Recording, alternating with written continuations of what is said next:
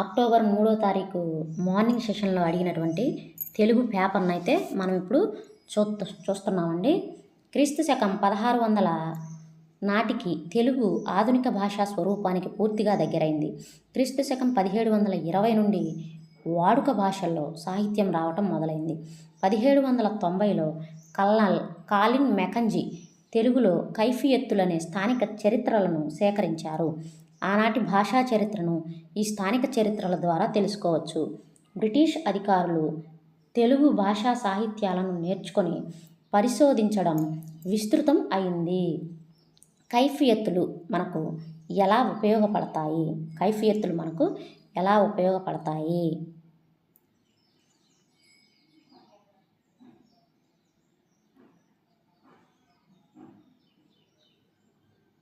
ఆనాటి భాషా చరిత్రను చూడండి. ఆనాటి భాషా చరిత్రలను వీటి ద్వారా తెలుసుకోవచ్చు. తర్వాత విజయనగర రాజుల కాలంలో విదేశీ వ్యాపారం బాగా జరిగిందని విదేశీ యాత్రికులు సీజర్, ఫెడరిక్ బార్బోసా మొదలైన వారి రాతల వల్ల తెలుస్తుంది. మలాకా, పెగు, సుమత్రాలకు నూలు బట్టలు, రాగి, పాదరసం, సింధూరం, గులాబీ అత్తరు ఎగుమతి అయ్యేవి. విజయనగర ప్రభువులు విదేశీ వాణిజ్యాన్ని పోర్చుగీస్ వారి స్వాధీనం చేశారు. అందుచేత విజయనగరం పతనంతో పోర్చుగీస్ వారి ప్రాభవం కూడా అంతమైంది. విజయనగర రాజుల కాలంలో విదేశీ వ్యాపారం బాగా జరిగిందని దీని ద్వారా తెలుస్తుంది. విదేశీ యాత్రికులైన సీజర్, బార్బోసా వాళ్ళ రచనల వల్ల తెలుస్తుంది. ఇమ్ము దప్పు వేల నెమ్మిలన్నీయు మాని కాలమొక్క రీతి గడపవలయు విజయుడిమ్ము దప్పి విరటుని గొల్వడా విశ్వదాభిరామ వినురవేమ. పై పద్యం ఆధారంగా విరాటుని సేవించిన వారు ఎవరు సేవించారు విరాటుని?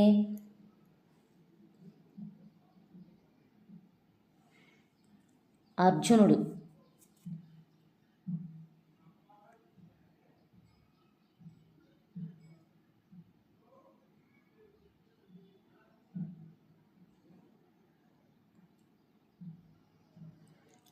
ఎంత చెలిమి ఉన్నా ఎగతాళి చేయకు, సరసమంతనంతా విరసమగును. మాట జారెనేని మరి తీసుకోలేమయ్యా, తెలిసి మెలగవయ్యా తెలుగు బిడ్డ. పై పద్యం ఆధారంగా ఈ విషయంలో జాగ్రత్తగా మెలగాలి. ఏ విషయంలో? మాట్లాడటంలో. అంతకుముందు ఒక పద్యము ఒకటి గద్యం ఇచ్చి 2 క్వశ్చన్లు ఇచ్చేవాడు. ఇప్పుడు ఏ క్వశ్చన్కి ఆ క్వశ్చన్ పద్యం, ఏ క్వశ్చన్కి ఆ క్వశ్చన్ కోసం గద్యం ఇవ్వటం జరిగింది. రచనలకు సంబంధిత కవులతో జతపరచండి. రచనలకు సంబంధిత కవులతోని జతపరచండి అన్నాడు. ఒకనాడు అనేది విద్వాన్ విశ్వం. అలాగే హరివంశం అనేది ఎర్రన. నాలుగార్ల మండపర పులికంటి కృష్ణారెడ్డి. చంద్రగ్రహణం స్వరూప కొలకలూరి స్వరూప రాణి. చూడండి, ఫస్ట్ది గ, రెండోది ఒత్తు గ, తర్వాత మూడోది ఖ. Answer option 1. అసలు ఇంత డెప్త్గా రచనలు ఇంతవరకు ఏటెట్లోనూ ఇవ్వలేదు. క్రింది పద్యపాదాలను సరైన క్రమంలో అమర్చండి. విద్య నేర్చుకో బ్రతుకంత వెలిగిపోవు, గతము గతమే కాదని ఎట్లు కలిసి రాదు. గంటకాలము గడిచిన గతమనందురు, గంటకాలము వృధాగాక గడప కీవు. ఇవి ఇచ్చినవి. వాటిని మనం వరుసలో పెట్టి ఒక పద్యాన్ని తయారు చేయాలంట.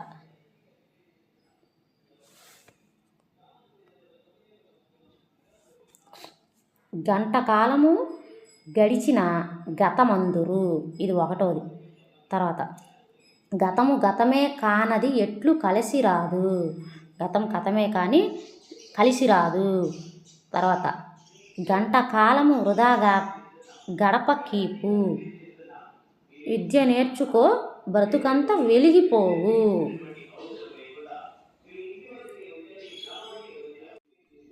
తెలుగు కథా పారిజాతాలు గ్రంథం నుండి గ్రహించబడిన పాఠం.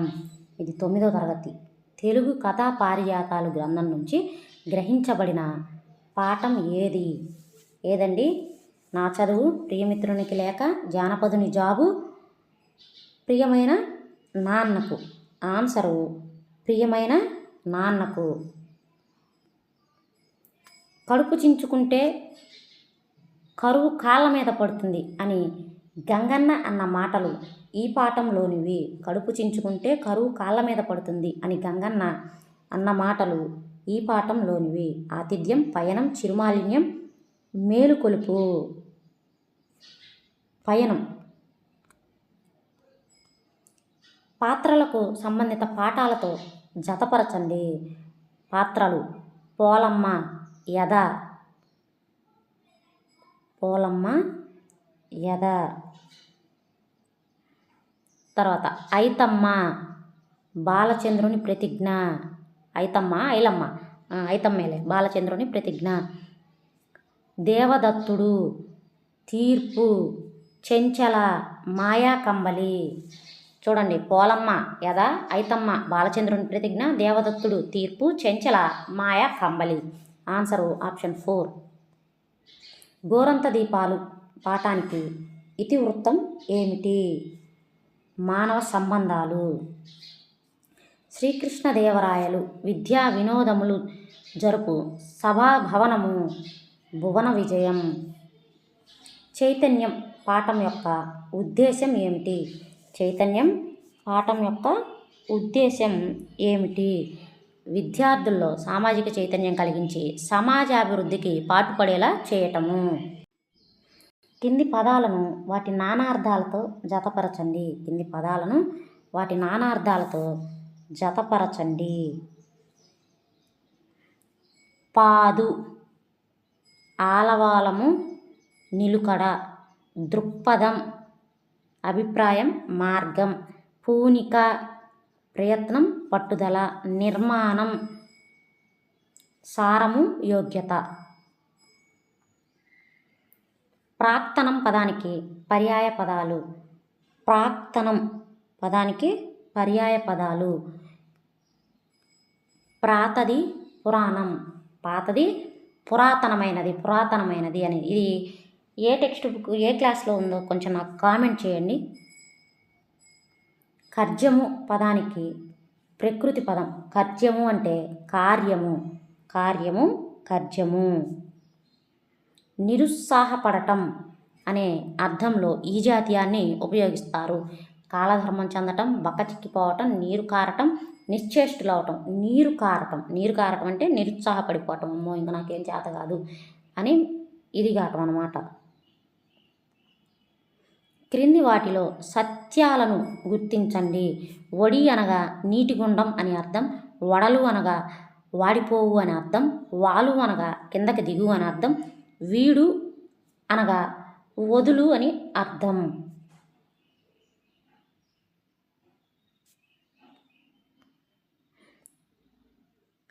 చూడండి, వడలు అనగా వాడిపోవు అని అర్థం. వాలు అనగా కిందకి దిగు అని అర్థం. వీడు అనగా వదులు అని అర్థం. ఈ 3 కరెక్టే. ఇదే రాంగ్. ఆన్సర్ ఆప్షన్ 2, ఆ, ఈ.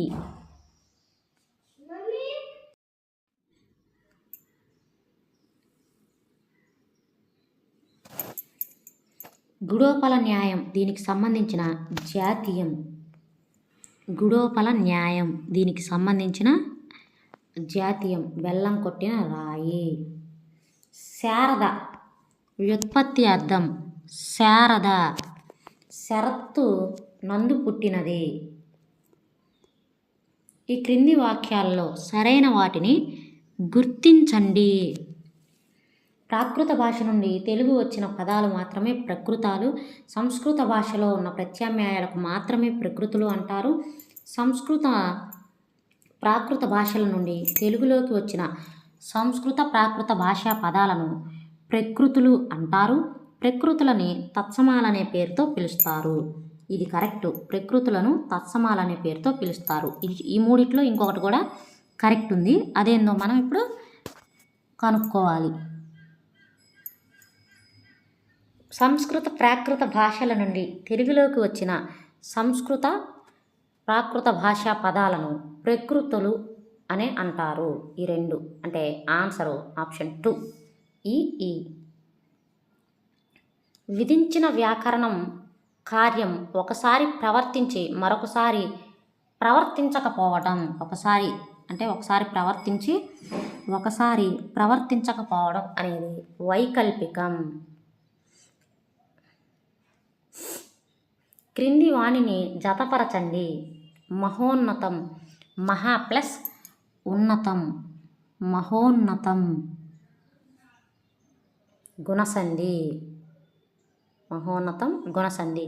ప్రత్యక్షం, ప్రతి ప్లస్ అక్షం ప్రత్యక్షం యనాదేశ సంధి. గురూపదేశం, గురు ప్లస్ ఉపదేశం గురూపదేశం సవర్ణ దీర్ఘ సంధి. భావౌన్నత్యం, భావ ప్లస్ ఔన్నత్యం భావౌన్నత్యం వృద్ధి సంధి. ఆన్సర్ 1. తర్వాత డాష్ మీది పరుషాలకు గసడ దవలు బహుళంగా నగు. వేటి మీది పరుషాలకు గసడ దవలు బహుళంగా వస్తాయి. ప్రథమం మీది పరుషాలకు గసడ దవలు బహుళంగా గగు. ఉత్తర పద అర్థం ప్రధానంగా గల సమాస పదం. ఉత్తర పద అర్థం ప్రధానంగా గల సమాస పదం. ముక్కంటి అంటే ఇది అన్యపదం ప్రధానం. తల్లిదండ్రులు అంటే ఇది ఉభయపద ప్రధానం.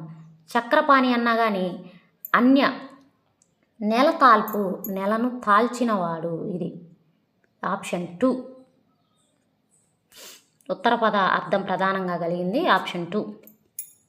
తర్వాత శార్దూల పద్యానికి సంబంధించి సరైనవి. పద్యంలో మొత్తం 32 లఘువులు ఉంటాయి. ప్రతి పాదంలో మసజస తతగానే గణాలు ఉంటాయి, వరుసగా రావు. మసజస తతగానేవి వరుసగా రావు. ప్రతి పాదంలో 14వ అక్షరం యతి స్థానం. ఈ పద్యం మొత్తంలో 8 సగనాలు ఉంటాయి.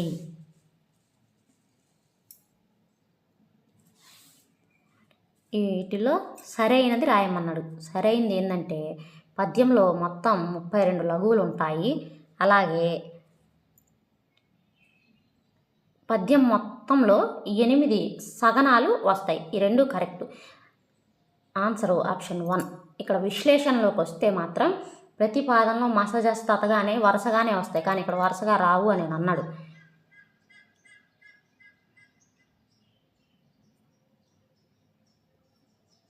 పూర్ణ సిద్ధతతో రాసడి పరీక్ష. ఈ వాక్యంలో అలంకారం. పూర్ణ సిద్ధతతో రాసే పరీక్ష ఈ వాక్యంలో అలంకారం లాఠానుప్రాస అలంకారం. ఉపమాన ఉపమేయాలకు అభేదం చెప్పడం. ఉపమాన ఉపమేయాలకు అభేదం చెప్పటం రూపకాలంకారం. భేదం లేనట్టు చెప్పడం అనేది రూపకాలంకారం. గంధాలను పీల్చి అలౌకికమైన ఆనందాన్ని పొందాను. ఈ వాక్యంలో పీల్చి అనేది క్వార్ధక క్రియ. క్రింది వానిలో సరైన వాటిని గుర్తించండి. కర్మణి వాక్యంలో కర్తృవాచకం ప్రథమా విభక్తిలో ఉంటుంది. కర్తరి వాక్యంలో కర్మవాచక పదానికి ద్వితీయ విభక్తి వస్తుంది. కర్త ప్రధానంగా గల వాక్యంలో క్రియను అనుసరించి బడు ఉపయోగపడుతుంది. కర్మని వాక్యంలో కర్తకి తృతీయ విభక్తి వస్తుంది.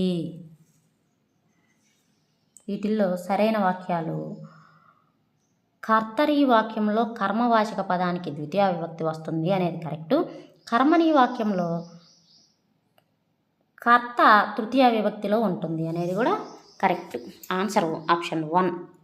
తర్వాత గురు శిష్యులకు పాఠాలు బోధించి జ్ఞానాన్ని అందించి గురువు శిష్యులకు పాఠాలను బోధించి జ్ఞానాన్ని అందించి వారిని తీర్చిదిద్దుతాడు. ఈ వాక్యం సంశ్లిష్ట వాక్యం. ఆన్సరు సంశ్లిష్ట వాక్యం. ఇది 3వ తారీఖు మార్నింగ్ సెషన్లో తెలుగు పేపరు. ఇలాగే మన ఛానల్లో టెట్లో జరిగే పేపర్లన్నీ ఆన్సర్స్తో సహా పెడుతుంటాను.